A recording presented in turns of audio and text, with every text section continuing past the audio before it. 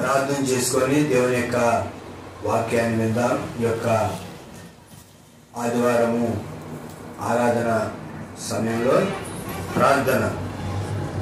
పరిశుద్ధుడు అయినటువంటి తండ్రి, నీతిమంతుడవు, నీ వాక్యంలో నుండి నీ ఆత్మ సహాయంతో కూడినటువంటి మాతోనూ, శబ్దత్వ ద్వారా వింటున్నటువంటి వారితోనూ తేటగాను సూటిగాను మాట్లాడి సహాయం చేసి కృప చూపించి బలపరచునని యేసుక్రీస్తు పరిశుద్ధ నామములో అడుగుచున్నాను తండ్రి, ఆమేన్.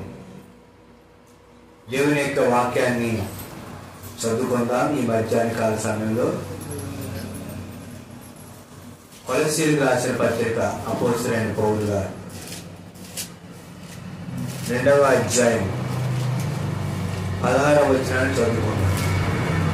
అపోస్తలుడైనటువంటి పౌలు కొలస్సీయులకు రాసిన పత్రిక 2వ అధ్యాయము 16వ వచనాన్ని చదువుకుందాం.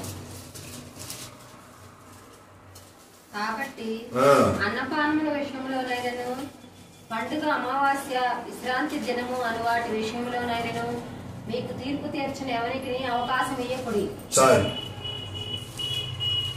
అపోస్తలుడైనటువంటి పౌలు గారు కొలస్సీయులకు రాసిన పత్రిక 2వ అధ్యాయము 16వ వచనం. ఈరోజు మన యొక్క వాక్య అంశం ఏంటంటే కాబట్టి.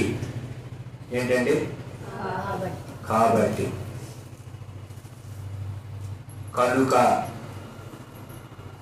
అయితే, దేర్ ఫోర్ అని ఉంటుంది ఇంగ్లీష్లో. దేర్ ఫోర్, అందువలన అనేది ఈరోజు మన యొక్క వాక్య అంశం. చాలా మందికి ఒక డౌట్ రావచ్చు, కాబట్టి ఏంటి వాక్యాంశం? కాబట్టి, అందువలన, అయితే, ఇదేంటి ఈ వాక్యాంశం ఏంటి అని అనుకోవచ్చు. విందాం జాగ్రత్తగా వాక్యం.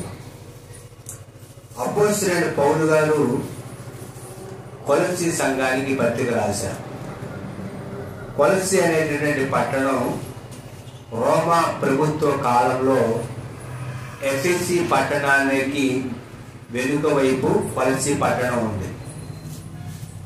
ఈ యొక్క ఎఫెసీ పట్టణం ఉన్నటువంటి వారు కొంతమంది ప్రభువుని అంగీకరించి వారు కొలస్సీ పట్టణానికి వెళ్ళారు. కొలస్సీ పట్టణంలో సంఘ స్థాపనకు సహకరించినటువంటి వ్యక్తి ఎవరంటే ఎపఫ్రా. ఈ యొక్క పౌలు గారు 3వ మిషనరీ ప్రయాణంలో ఆయన ఈ ఎఫెసీ పట్టణానికి వచ్చినప్పుడు ప్రభువైన యేసుక్రీస్తు గురించి చెప్పారు. అప్పుడు కొంతమంది వారు ఎఫెసీ నుంచి కొలస్సీ వెళ్ళి అక్కడ సంఘంగా ఏర్పడ్డారు. అక్కడ సంఘానికి కారకుడు ఎవరంటే ఎపఫ్రా. ఈ యొక్క కొలస్సీ ప్రాంతంలో ఉన్నటువంటి సంఘం ఫిలెమోను అనేటటువంటి వ్యక్తి యొక్క ఇంటిలో సంఘము కూడుకునేది. ఎందుకంటే ఆ దినాల్లో ఇంటింటి సంఘాలు ఉండేవి. ఈ కొలస్సీ పత్రికను అపోస్తలుడైన పౌలు గారు చెరసాలలో నుండి తుకీకు అనేటటువంటి వ్యక్తి ద్వారా ఈ యొక్క పత్రికను పంపించారు. కొలస్సీ పట్టణం ఆసియా రాష్ట్రంలో ఉండేది. అప్పుడు ఉన్నటువంటి భూభాగాన్ని బట్టి చిన్న ఆసియా అనేవారు, మైనర్ ఆసియా. అయితే ఈ కొలస్సీ పట్టణంలో ముఖ్యంగా 1వ శతాబ్దము చివరిలో 2వ శతాబ్దము ప్రారంభంలో అక్కడ ఉన్నటువంటి పరిస్థితి ఏంటంటే, సమస్య ఏంటంటే అక్కడ జ్ఞానవాద సిద్ధాంతం అనేది ఉంది. జ్ఞానవాద సిద్ధాంతం, దానిని ఏమంటారంటే నాస్తిజం అంటారు. నాస్తిజం, నాస్తిస్ అంటే జ్ఞానము అని అర్థం.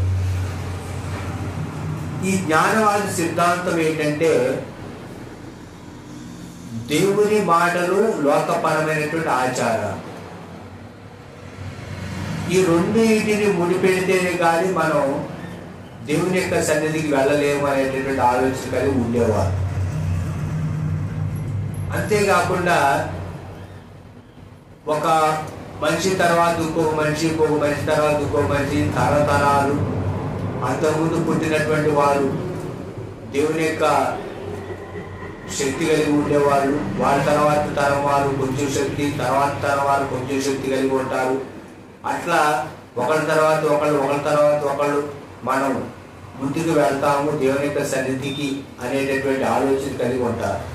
కానీ దేవుని యొక్క వాక్యంలో పరిశుద్ధాత్మ దేవుడు పౌలు గారి ద్వారా దేవునికి మానవుడికి మధ్యవర్తి ఉన్నారు, ఆయన యేసుక్రీస్తు ప్రభు అని స్పష్టంగా వాక్యంలో చెప్పారు. అయితే ఇక్కడ ఈ యొక్క కొలసి ప్రాంతంలో ఉండేటటువంటి వారికి అపోస్తలుడైన పౌలు గారు ఈ పత్రికను వ్రాశారు. మనం చూద్దాం దేవుని యొక్క వాక్యాన్ని 12వ వచనం నుండి. నేను చదువుతాను, జాగ్రత్తగా మీరు దేవుని యొక్క వాక్యాన్ని వినండి. 13వ వచనం నుండి అపోస్తలుడైన పౌలు గారు కొలసీ రాసిన పత్రిక 2వ అధ్యాయం 13వ వచనం నుండి జాగ్రత్తగా వినండి. దేవుని యొక్క వాక్యాన్ని జాగ్రత్తగా వినండి. మరియు అపరాధముల వలనను శరీరమందు సున్నతి పొందక ఉండుట వలనను మీరు మృతులై ఉండగా.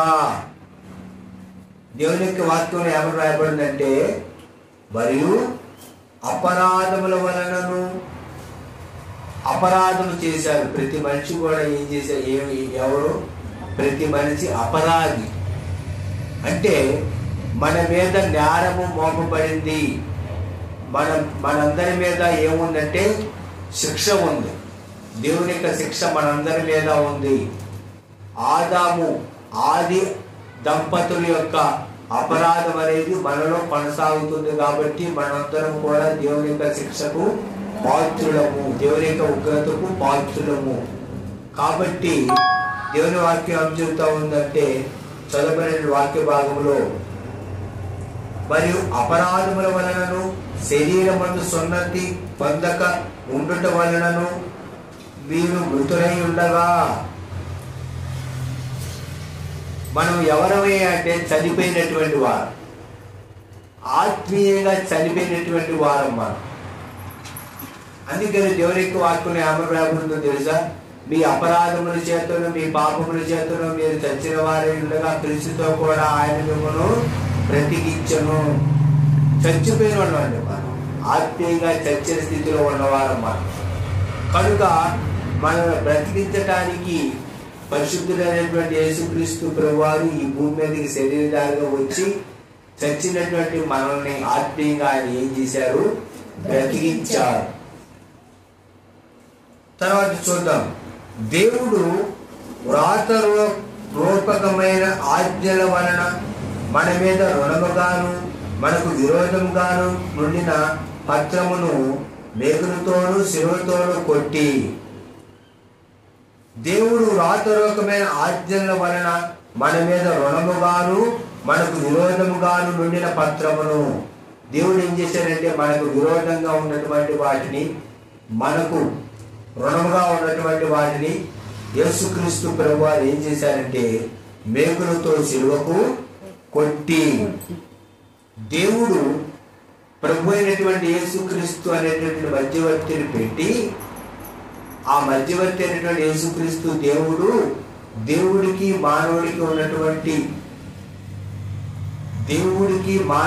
ఉన్నటువంటి సంబంధం కోల్పోయినప్పుడు యేసుక్రీస్తు ప్రభువారు మధ్యవర్తిగా వచ్చి ఆయన మన అపరాధాల నిమిత్తం, మన పాపాల నిమిత్తము ఆయన ఏం చేశాడంటే శిలువలో రక్తం కార్చి ప్రాణం పెట్టాడు.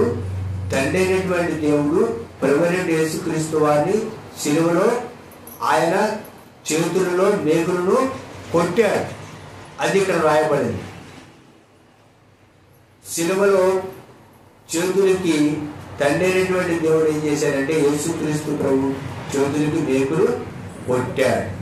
ఎందుకంటే మన యొక్క అపరాధాన్ని, మన పాపాన్ని, మన శిక్షని, మన రుణాన్ని ఆయన ఏం చేశాడంటే భరించాడు. అందుకని దేవుని యొక్క వాక్యంలో ఏమని రాయబడి ఉంది? క్రయధనముగా తన యొక్క రక్తాన్ని చిందించాడు. మనము దేవుడికి రుణపడి ఉన్నాం. ఆ రుణాన్ని యేసుక్రీస్తు ప్రభువారు ఏం చేశారు? తీర్చారు. యేసుక్రీస్తు ప్రభు యొక్క శిలువ త్యాగాన్ని అపోస్తలుడైన పౌలు గారు కొలస్సీ పత్రిక ద్వారా తెలియజేస్తా ఉన్నారు. ఇక్కడ చదవనటువంటి వాక్య భాగంలో మన కీడుని, మన పాపాన్ని, మన యొక్క శాపాన్ని యేసుక్రీస్తు ప్రభువారు శిలువలో ఏం చేశారయ్యా అంటే, ఆయన శిలువలో ఆ కీడుని, ఆ పాపాన్ని ఆయన భరించాడు. శిలువ రక్తం కార్చాడు, చేతులు మేకులతో పట్టబడ్డాడు. దేవుడు మానవుడు, దేవునికి మానవుడికి మధ్యవర్తిగా యేసుక్రీస్తు ప్రభువారు ఉన్నారు. కొలస్సీ రాసిన పత్రికలో ఉన్నటువంటి ముఖ్య ఉద్దేశం ఏంటంటే, దేవుడు యేసుక్రీస్తు ప్రభువారు ఆయన సంపూర్ణమైనటువంటి దేవుడు, సంపూర్ణమైనటువంటి మానవుడు. యేసుక్రీస్తే సర్వం. కొలస్సీ పత్రిక యొక్క ముఖ్య అంశం ఏంటంటే యేసుక్రీస్తే సర్వం. అందుకని దేవుని యొక్క వాక్యంలో ఏమని రాయబడుతుందో తెలుసా? దేవుని యొక్క వాక్యంలో ఏమని రాయబడుతుందో తెలుసా? 9వ వచనంలో మనం చూస్తే, ఏలయనగా 9:2-9 ఏలయనగా దేవత్వము యొక్క సర్వ పరిపూర్ణత శరీరముగా క్రీస్తునందు నివసించుచున్నది. చాలు. దేవుని యొక్క పూర్తి దైవత్వం యొక్క సర్వ పరిపూర్ణత శరీరధారిగా యేసుక్రీస్తులో జీవించుతున్నది. దేవుడు అంటే యేసుక్రీస్తు దేవుడు. దేవుడి యొక్క లక్షణాలు యేసుక్రీస్తులో ఉన్నాయి. దైవత్వం యొక్క సర్వ పరిపూర్ణత శరీరముగా క్రీస్తులో జీవించుతున్నది.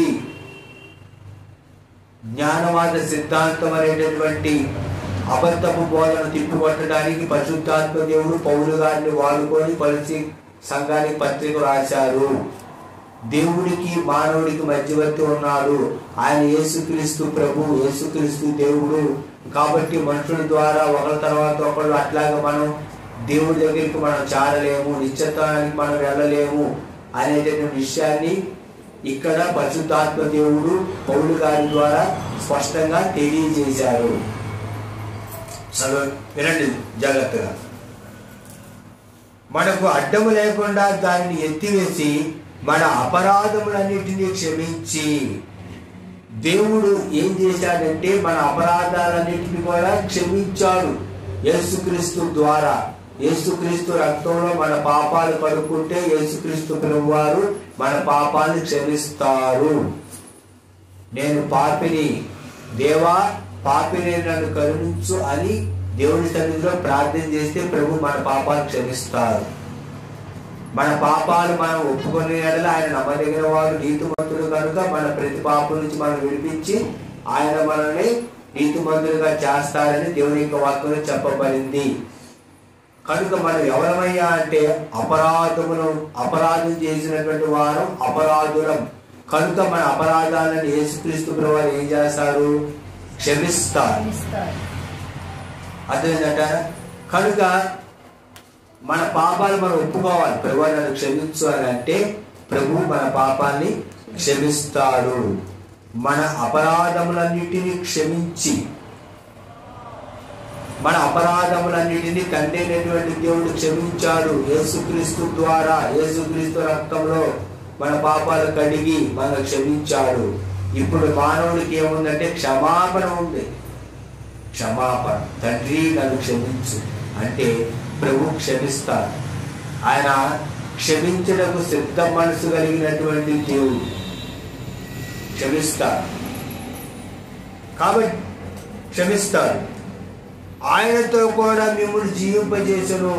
యేసుక్రీస్తు ప్రభు వారితో కూడా మనలను దేవుడు ఏం చేశాడంటే జీవింపజేశాడు. మన పాపాలు క్షమించాడు, మనల్ని యేసుక్రీస్తు ద్వారా జీవింపజేశాడు. వినండి. ఆయన ప్రధానులను అధికారులను నిరాయుధులుగా చేసి, ప్రధానులను అధికారులను, అందుకనే పౌలు గారు ఎఫెసీ సంఘాన్ని పత్రిక రాస్తే ఏమంటారో తెలుసా? ఎఫెసీ సంఘానికి పత్రిక రాస్తూ వినండి జాగ్రత్తగా చూడండి. దేవుని యొక్క వాక్యము 6వ అధ్యాయము 12వ వచనం. అపోస్తలుడైన పౌలు ఎఫెసీ రాసిన పత్రిక 6వ అధ్యాయం 12వ వచనం.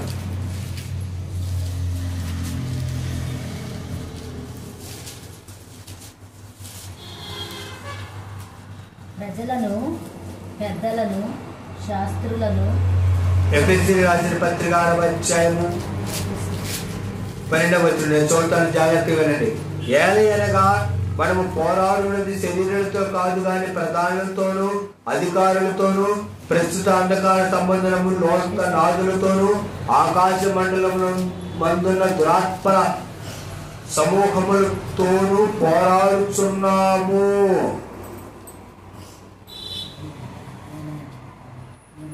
కాబట్టి ఇక్కడ దేవుని యొక్క వాక్యంలో ఎవరు రాయబడుతుందో తెలుసా?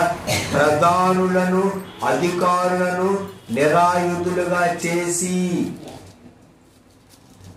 ఆకాశ మండలం దురాత్మ సమూహాన్ని ప్రధానులను అధికారులను యేసుక్రీస్తు ప్రభువారు ఏం చేశారంటే నిరాయుధులుగా చేసి, అంటే వారికి ఆధారం లేని వారిగా చేశారు. ఎక్కడ చేశారు? శిలువలో. ఆకాశ మండలం ముందున్న దురాత్మ సమూహాలతో పోరాడుతున్నాము మనము. కాబట్టి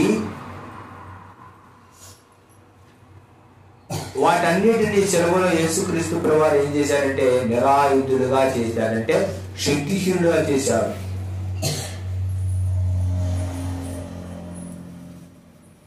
శిలువ చేత జయోత్సవంతో వారిని పట్టి తెచ్చి బాటముగా వేడుక కనపరచను. వారిని ఏం చేశారంటే ప్రభు బాహాటముగా వేడుక కనపరిచాడు. వారిని శిలువలో యేసుక్రీస్తు ప్రభు ఏం చేశాడంటే ఆధారం లేని వాడుగా చేశాడు. వాటిని శక్తిహీనులుగా చేశాడు. అందుకనే ప్రభు అయినటువంటి యేసుక్రీస్తు వారు శిలువలో రక్తం కాచి ప్రాణం పెట్టి మనం రక్షించాడు. అపవాది యొక్క తంత్రాలను యేసుక్రీస్తు ప్రభు వారు జయించారు. అపవాదిని ఏం చేశారంటే శక్తిహీనుడిగా చేశారు. అందుకని ఆది కాండములో చెప్పబడినటువంటి ప్రవచనము, అది నిన్ను తల మీద కొట్టును.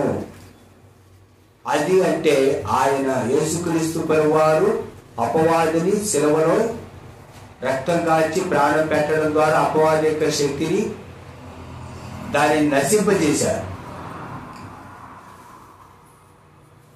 ఆ యొక్క శక్తిని ఏం చేశాడు? అపవాది యొక్క శక్తిని ఏం చేశాడు?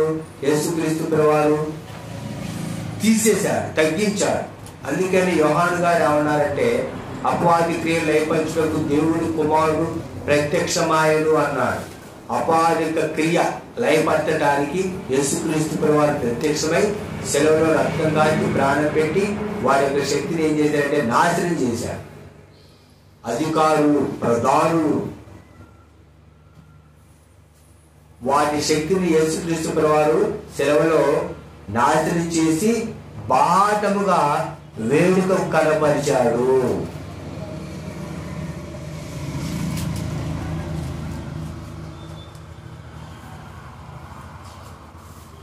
జయోత్సవంతో వారిని పట్టి తెచ్చి, జయోత్సవంతో విజయోత్సవంతో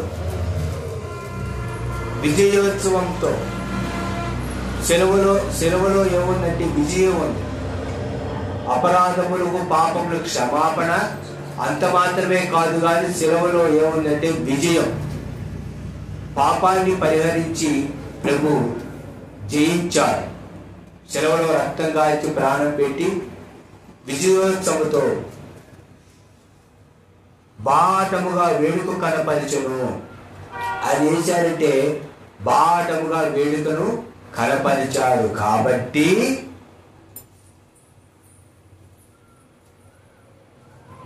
కాబట్టి మన అపరాధాలు క్షమించాడు, మనల్ని క్షమించాడు, రక్తం కాచాడు, ప్రాణం పెట్టాడు, అపవాదిక శక్తిని నాశనం చేశాడు. కాబట్టి ఇప్పుడు వాక్యంలో ఏమని రాయబడిందంటే అన్నపానముల విషయంలోనైనను ఏంటంట అన్నపానాల విషయంలోనైనను. అన్నపానముల విషయం చాలా మంది చూడండి, ఇది తినద్దు, అది తినద్దు, ఇది చేయొద్దు, అది చేయొద్దు అని అంటారు. చదవండి, అక్కడ రాయబడిన మాట 16వ వచనం. కాబట్టి అన్నపానముల విషయంలోనైనను, పండుగ, అమావాస్య, విశ్రాంతి దినము అనురాటి విషయంలోనైనను మీకు తీర్పు తీర్చనెవనికి అవకాశం ఇయ్యకుడి. చాలు. కాబట్టి అన్నపానముల విషయంలోనైనను,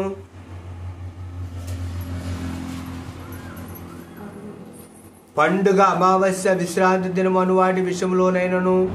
పండగ ఏంటండి? పండగ. పండగ.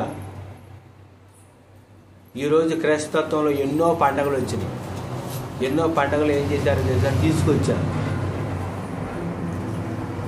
అర్థమైందంటారా?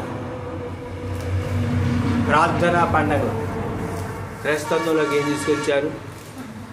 ప్రార్థనా పండుగలు అంట. ప్రార్థనా పండుగలు, సిద్ధపాటు పండుగలు, శిలువ పండుగలు, తీర్మాన పండుగలు, రాకడ పండుగలు, తర్వాత ప్రార్థనా పండుగలు, స్వార్థ స్వస్థత పండుగలు, ఎన్నో పండుగలు వచ్చినాయి ఈరోజు క్రైస్తత్వంలో. తీసుకొచ్చారు. ఎందుకంటే పండుగలకు అలవాటు పడ్డం కదా మనం. అందుకే చాలామంది క్రైస్తత్వంలోకి ఏం తీసుకొచ్చారంటే పండగ తీసుకొచ్చారు. ఆ వాసన అనేది ఇంకా పోల, చింత తెచ్చిన పులుపు చావలేదు అన్నట్టు వాసన పోల. అందుకే క్రైస్తత్వంలో ఈరోజు ఎన్నో పండుగలు వచ్చినాయి. తీర్మానాల పండగ, సిద్ధపాటు పండగ, స్వార్థుల పండగలు, అదేంటారు రాకడ పండగలు, కోత పండగలు. యూదులకు పాత నిబంధనల పండుగలు ఉన్నాయి. పర్ణశాల పండగ, పులియన రొట్టెల పండగ, పస్కా పండగ. కానీ కొత్త నిబంధనలో ప్రభువుని అంగీకరించిన వారికి పండగలు లేవు. క్రిస్మస్ అనేది పండగ కాదు. ఆ రోజు ప్రభువుని గౌరవించవచ్చు, పాటలు పాడవచ్చు, వాక్యం వినవచ్చు. క్రిస్మస్ అంటే క్రీస్తుని ఆరాధించడం. గుడ్ ఫ్రైడే అంటే ప్రభు మరణించినటువంటి రోజు. ఈస్టర్ అంటే ప్రభు తిరిగి లేచిన దినం. కనుక ఈనాడు క్రైస్తత్వంలో ఏమొచ్చిందంటే పండగలు వచ్చినాయి. ఎన్నో పండగలు వచ్చినాయి. యూదులకు పండగలు ఉన్నాయి. అందుకనే ఇక్కడ పౌలు గారు వాక్యంలో చెబుతున్నారు, యూదులైనటువంటి వారికి పండగలు ఉన్నాయి. యూదులు ప్రభువుని అంగీకరించిన తర్వాత ఇక పండగలు అనేవి లేవు. కాబట్టి శిలువలో యేసుక్రీస్తు ప్రభువారు ప్రాణం పెట్టారు, రక్తం కాచాడు, మన పాపాల కొరకు మరణించారు. కాబట్టి మనకి ఏమి లేవు అని చెబుతున్నాడు అంటే పండగలు లేవు అని చెబుతున్నాడు. కానీ ఈరోజు ఎన్నో పండగలు వచ్చినాయి. రాబోయే దినాల్లో ఇంకా ఎన్ని పండగలు చూడాల్సి వచ్చిందో. ఒక్కొక్కరికి వచ్చేటువంటి ఆలోచన బట్టి పండగల పేర్లు పెడతా ఉన్నారు. క్రీస్తు సువార్త సభలు అని పెట్టాలి, లేదా క్రీస్తు సువార్త కూడికలు, లేదా క్రైస్తవ సభలు, క్రైస్తవ మహాసభలు అని పెట్టాలి. రాజబాబు గారు ఉండేవాడు, దైవజనుడు. ఆయన ఏం చేసేవారంటే ఆంధ్ర క్రైస్తవ సభలు, ఆంధ్ర క్రైస్తవ మహాసభలు అని పెట్టేవారు. కొంతమంది ఉన్నారు, ఎల్ఈఎఫ్ సావాసం వాళ్ళు ఉన్నారు. వాళ్ళు ఏం చేసేవాళ్ళు తెలుసా? క్రీస్తు సువార్త సభలు అని పెట్టేవారు టైటిల్. కానీ ఈరోజు ఎన్ని టైటిళ్ళు అండి? ప్రార్థనా పండగలంట. మరి ప్రార్థన ఏంటో, పండగ ఏంటో? సిద్ధపాటు పండగ అంట, కోత పండగ అంట, తీర్మానం పండగ అంట, రక్షణ పండగలంట. ఎన్ని పండగలండి. కనుక పండగ లేదు. ఏముందో తెలుసా? యేసుక్రీస్తు ప్రభువారు మన పాపాల కొరకు మరణించారు, రక్తం కాచారు, ప్రాణం పెట్టారు, నశించుతున్నటువంటి నిన్ను నన్ను రక్షిస్తున్నారు. కనుక మనం ప్రభువుని అంగీకరించాలా, రక్షించబడాలా, యేసుక్రీస్తు కొరకు జీవించాలి. కనుక చదవండి. అమావాస్య ఏంటి? అమావాస్య. ఈరోజు క్రైస్తత్వంలో కూడా అమావాస్య ఆరాధనలు వచ్చింది. యూదులకు అమావాస్య, కానీ యేసు అంగీకరించిన వారికి అమావాస్య లేదు. ఎంతోమంది ఈరోజు ఏం చేస్తున్నారు తెలుసా? అమావాస్య ఆరాధన పెడుతున్నారు. అమావాస్య ఆరాధనలు పెట్టి దెయ్యాలు ఎలగొట్టడం అని చెబుతున్నారు. అదేంటారా? యూదులకు అమావాస్య ఉంది, వాళ్ళు పట్టించుకునేవాళ్ళు. కానీ యేసుక్రీస్తులో పండగ లేదు, యేసుక్రీస్తులో అమావాస్య లేదు, యేసుక్రీస్తులో అన్నపానాలు లేవు, ఏమీ లేవు. ఎందుకు? ప్రభు మన పాపాల కొరకు రక్తం కాచి ప్రాణం పెట్టి నశించిపోతే నిన్ను నన్ను రక్షించారు కాబట్టి. కాబట్టి ఇక ఇవన్నీ ఏమీ కూడా లేవు. అవి లేవు. ఏ కీడు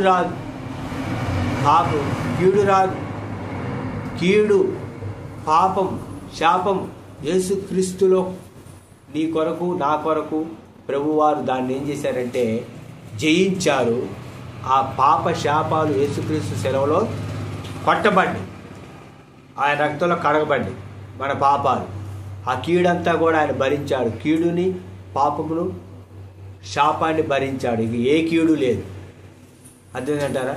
అమావాస్య ఇలా అమావాస్య రోజు రాకూడదు, పౌర్ణమి రోజు వెళ్ళకూడదు, మంగళవారం తినకూడదు, ఇట్లాంటివి ఏమి లేవు. దేవుడు నియమించిన ప్రతిదీ కూడా మంచిది. దేవుడు తాను సృష్టిని చూసినప్పుడు అది మంచిది. అస్తమయం ఉదయం కలుగా ఒక దినం అయింది కనుక ప్రతిరోజు మంచిది, ప్రతి గడియ మంచిది, ప్రతి నెల మంచిది. అర్థమేంటారు? ఇప్పుడు మంచి రోజు చెడ్డ రోజు లేవు. ఈరోజు మంచి రోజు కాదు, ఈరోజు చెడ్డ రోజు, ఈ టైం ఇప్పుడు వెళ్ళకూడదు, ఈ టైం ఇప్పుడు రాకూడదు, ఇక లేవండి. అర్థమైనట్టారా? ప్రభు అయినటువంటి యేసుక్రీస్తులో ఏమి లేవు. అన్నీ ఆయన ఏం చేశారంటే భరించి ఆయన మన పాపాలు క్షమించాడు. పాప శాప ఆత్మ పాపం అనే రోగాన్ని భరించాడు కనుక ఏమీ లేవు. ఇంకా ఇవాళ అమావాస్య ఇయ్యేటప్పుడు వచ్చి ఏంటి నువ్వు మా ఇంటికి అంటారు చాలామంది. ఈ రేపు మంగళవారం బాగూడదు అంటారు. అన్యుల ఆచారాలు వ్యర్థం, అన్యుడితో మన సంబంధం లేదు. ఈరోజు క్రైస్తవత్వంలో కూడా ఏం చేశారంటే అన్యుల ఆచారాలు దేవుని యొక్క వాక్యం. అదేంటారా? అన్యుల ఆచారం దేవుని యొక్క వాక్యం ఇలా వచ్చింది. అదేంటారా? అన్యుల ఆచారాలు ప్రార్థనే. చాలామంది అంటారు, అయ్యగారు మీరు ప్రార్థన చేసేయాలండి, మేము చేసుకునేది మేము చేసుకుంటాం, పాలు బంకెత్తాం, మేము కుంకుమ పసుపు మేము చల్లుకుంటాం, మేము చేసేది మేము చేసుకుంటాం అనేవాడు ఎంతోమంది. అదేంటారు? మందిరానికి మామిడాకులు కట్టేవాళ్ళు కూడా ఉన్నారు ఈ రోజుల్లో. మందిరానికి ఇళ్ళకపోయి మందిరాలకు మామిడాకులు కడుతున్నారు. లోకంతో వచ్చేటప్పుడు ఏం చేశారంటే అవన్నీ తీసుకొచ్చుకున్నారు. కానీ కనుక ఇవన్నీ కూడా ఏమీ లేవు అండి. ఆచారాలు, సాంప్రదాయాలు, కట్టుబాట్లు. అదేంటారా? బడి మీద వెళ్తుంటే ఎదురు రావటాలు ఏమీ లేవు. ఏ కీడు నుంచి ప్రభు ఏం చేస్తారు? తప్పిస్తారు. ప్రార్థన చేసుకోవాలి, ప్రభా నేను వెళ్తున్నాడు, కీడు నుంచి తప్పించి దుష్టు నుంచి కాపాడండి. అందుకని యేసుక్రీస్తు ప్రభు ఏమని చెప్పారు? పరలోక ప్రార్థనలో ఏమని చెప్పారు? కీడు నుండి మమ్మల్ని తప్పించు, మమ్మల్ని శోధనలో పడకుండా దుష్టుడి నుంచి కాపాడు అని ప్రార్థన చేసుకోవాలి. కనుక ఇక్కడ అమావాస్య లేదు. విశ్రాంతి దినము, యూదులకు విశ్రాంతి దినం ఉండేది. యూదులకు విశ్రాంతి దినం శనివారం, యూదులకు విశ్రాంతి దినం. విశ్రాంతి దినం రోజు ఏం చేయకూడదు? పని చేయకూడదు. యూదులు విశ్రాంతి దినం పని చేయకూడదు. కానీ యేసుక్రీస్తు ప్రభువారు పునరుద్ధానుడయ్యాడు. ఆదివారమున పునరుద్ధానుడయ్యాడు కనుక ప్రభు దినం ఆరాధన దినం, యూదులకు విశ్రాంతి దినం. మనకి ఆదివారం పునరుద్ధాన దినం, ప్రభువును ఆరాధించే రోజు కనుక విశ్రాంతి దినాలు లేవు. ఆ రోజు లేవు, ఈ రోజు లేవు, ఏ రోజు లేవు. దేవుడు నియమించిన ప్రతిదీ కూడా మంచిది మంచిది మంచిది. చదవండి. విశ్రాంతి దినం అను వాటి విషయంలో నైనను మీకు తీర్పు తీర్చని ఎవరికి అవకాశం ఇవ్వకుడి. ఎవరికి అవకాశం ఇవ్వకూడదు. ఎవరు కూడా మనల్ని ఏలెత్తి చూపకూడదు. కాబట్టి ఎవరు కూడా మనల్ని ఏం చేయకూడదు, వేలెత్తి చూపకూడదు. ప్రభువుని అంగీకరించిన తర్వాత ఇది మంచి రోజు, అది చెడ్డ రోజు, ఇది ముహూర్తం, అది ముహూర్తం, ఇది రావుకాలం, ఇది అమృతకాలం, అట్లాంటివి ఏమి లేవు. ఎందుకంటే మన పాప శాప ఆత్మ రోగాన్ని యేసుక్రీస్తు ప్రభువారి సెలవులో రక్తం కాచి ప్రాణం పెట్టి మనల్ని రక్షించి ఆయన సెలవులో దాన్ని భరించాడు. తండ్రి అయినటువంటి దేవుడు సెలవులో మేకులతో కొట్టాడు. కాబట్టి ఇవన్నీ ఏమీ లేవండి. ఇవన్నీ ఏమి లేవు. అర్థమైందంటారా? ఏమీ లేవు. ఆత్మశుద్ధి, అంతరంగం శుద్ధి ఉండాలి. దేవుడు అంతరంగంలో ఏం కోరుతున్నాడు? పరిశుద్ధత కోరుతున్నాడు. చాలామంది ఏమంటారంటే, అయ్యా ఈరోజు స్నానం చేయలేదండి, అందుకే నేను మందిరం రావట్లేదు. స్నానం చేయకుండా మందిరానికి రావాలి, అది మంచి అలవాటు. కానీ మందిరానికి రాకుండా ఉండటానికి స్నానమే చేయటం అడ్డు కాదు. ఇక నేను తలస్నానం చేయలేదండి, అందుకే మందిరం రాదు, అది కాదు. ఆత్మశుద్ధి అంటే తలస్నానం చేయకుండా ఉండటం, శరీరంగా స్నానం చేయకుండా ఉండటం అని కాదు. చేయాలి, శుభ్రత ఉండాలి, కానీ అంతరంగ శుద్ధి. ఆత్మలో కపటం లేనివాడు ధన్యుడు.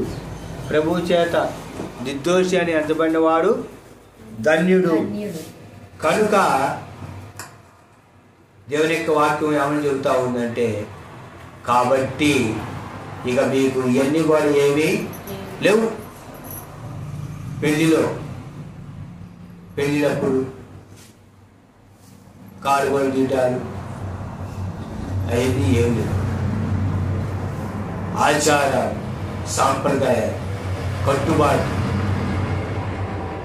ఏమీ లేవు. అదంతా ఏమైంది? అవన్నీ కూడా సెలవులో తండ్రి అయినటువంటి దేవుడు యేసుక్రీస్తులో సెలవులో మేకులతో కొట్టాడు. ఇక ఏమీ లేవు.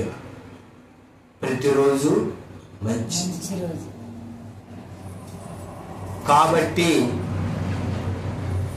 సెలవులో ఆయన ప్రాణం పెట్టి రక్తం కార్చి రక్షించబోతు నిన్ను నన్ను రక్షించాడు. కాబట్టి ఇవన్నీ ఇక లేవు అని చెప్పాడు. అందుకనే ఆయన ప్రాణం పెట్టాడు, రక్తం కార్చాడు, మన అపరాధాలు క్షమించాడు. ప్రధానులను, అధికారులను వాళ్ళకి శక్తిహీనంగా చేశాడు దేవుడు. కాబట్టి ఇక అన్నపానాల విషయం,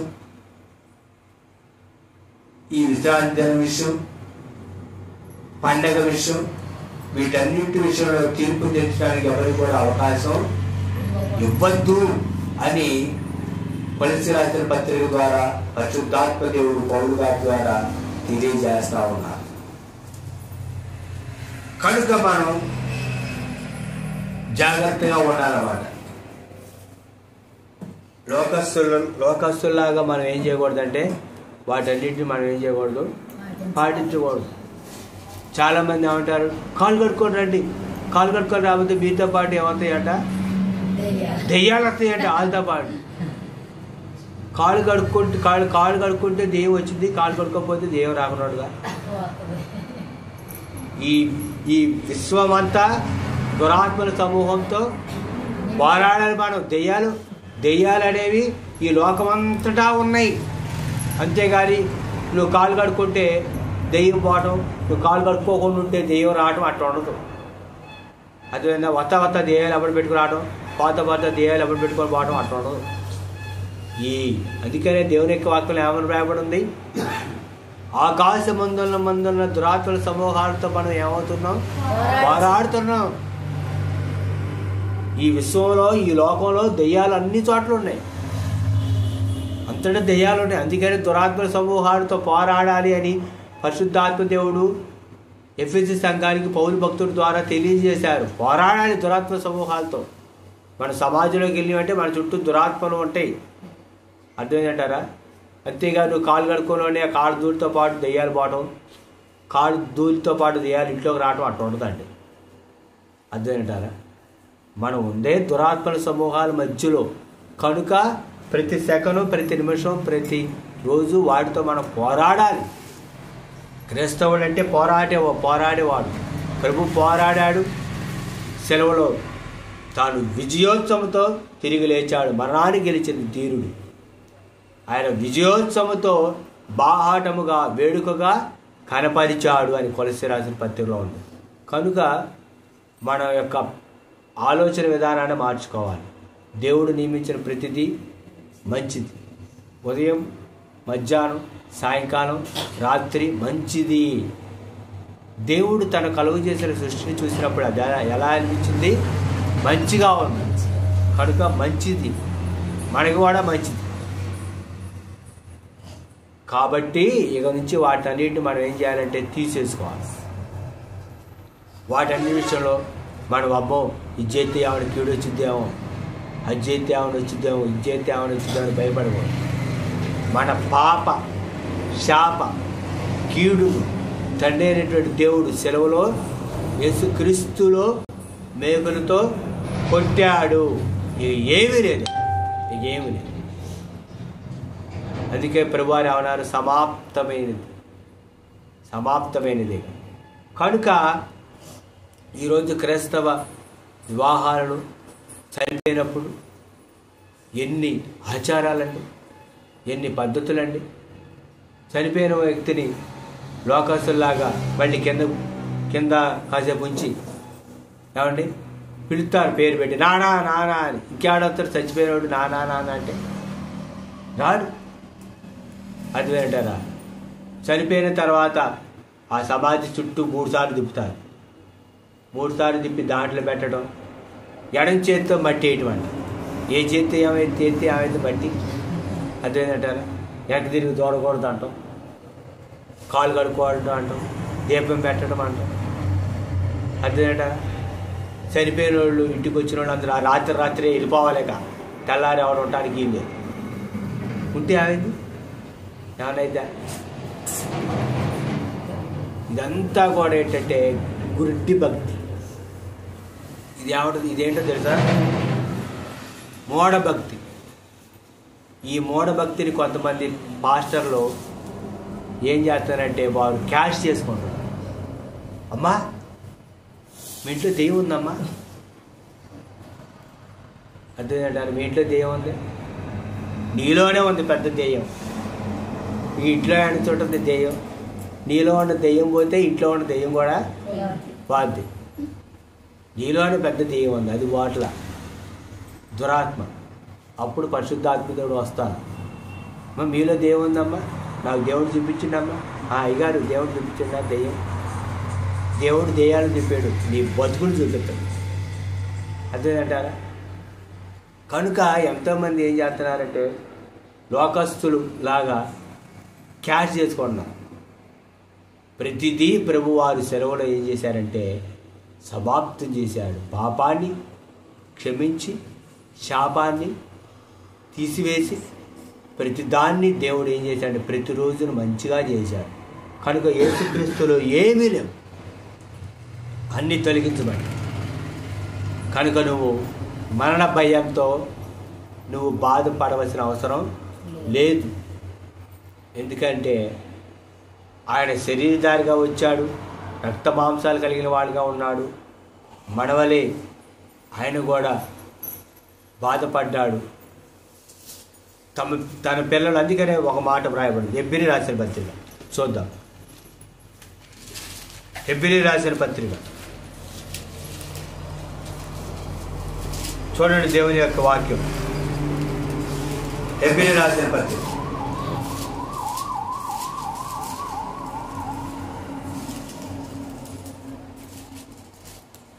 చదవండి. 2వ అధ్యాయము 4-14 వచ్చారు.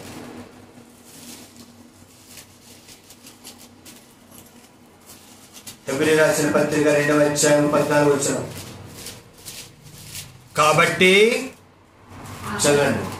ఆ పిల్లలు రక్త మాంసము గలవారైనందున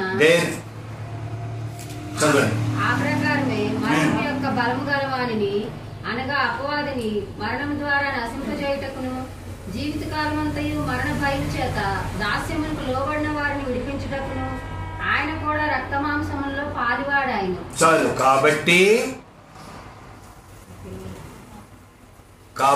ఇక్కడ దేవుని వాక్యం ఏమన్నా కాబట్టి కనుక అయితే ఆ పిల్లలు రక్త మాంసములు గలవారైనందున, ఆ పిల్లలంటే మనం, ఆ ప్రకారమే మరణం యొక్క బలము గలవారిని అనగా మరణం యొక్క బలము కలిగిన వాడు ఎవరు? అపవాది.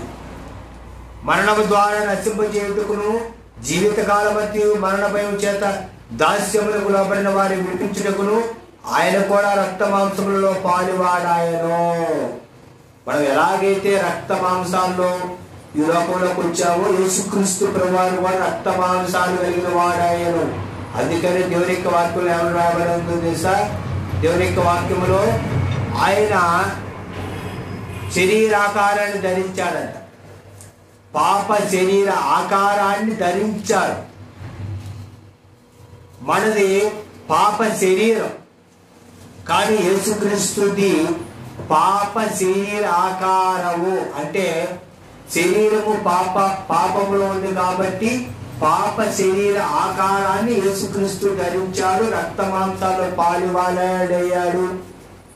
ఎందుకంటే పిల్లలు రక్త మాంసాలు కలిగిన వారు, మనం రక్త మాంసాలు కలిగిన వారు కనుక యేసుక్రీస్తు కూడా రక్త మాంసాలు కలిగి శరీరధారిగా వచ్చి పాప శరీరాకారాన్ని ధరించి శిలలో రక్తం కార్చి ప్రాణం పెట్టి మనం రక్షించి మన అపరాధాన్ని క్షమించి అన్నింటినీ ప్రభువారు ఏం చేశారంటే సమాప్తం చేశారు. కాబట్టి ఇక నుంచి మరణ భయంతో భయపడాల్సిన అవసరం లేదు. వీటన్నిటిని కూడా మనం ఏం చేయాలంటే వాటన్నిటిని మనం తీసేసుకోవాలి. భయపడదు. అందుకనే పరిశుద్ధ గ్రంథంలో 365 సార్లు ఎవరు వేయడం చేస్తాం? 366 సార్లు భయపడాల్సిన అవసరం లేదు. అదేంటంటారు? భయపడదు. కాబట్టి ఇక నువ్వు భయపడదు. కనుక ఈరోజు వాక్యాంశం, ఈ వాక్య ప్రకారం మనం నడుచుకోండి, వాక్య ప్రకారం జీవితాలు. దేవుడి వారు దీవించుగాక. ఆమేన్. ప్రార్థన చేసుకున్నాం ప్రతి ఒక్కరు.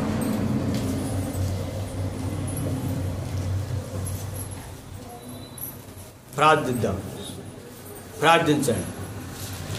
ప్రియ సహోదరుడ సహోదరి, దేవుడు వాక్యం ద్వారా మాట్లాడారు కనుక విన్న వాక్యం కొరకు ప్రార్థించేద్దాం.